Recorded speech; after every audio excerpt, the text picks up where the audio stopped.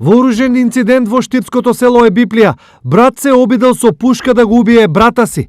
На крвопролевањето му претходела банална расправија за меѓа, пошто се потегнало и оружје. Постариот брат пукал во помалиот, се додека него погодил и него видел на земја и во локва крв.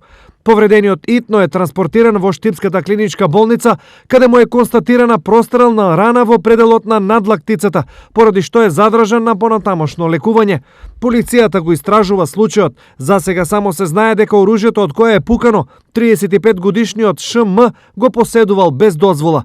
Инаку, ова не бил прв инцидент меѓу двајцата браќа, но досега не дошло до пукање.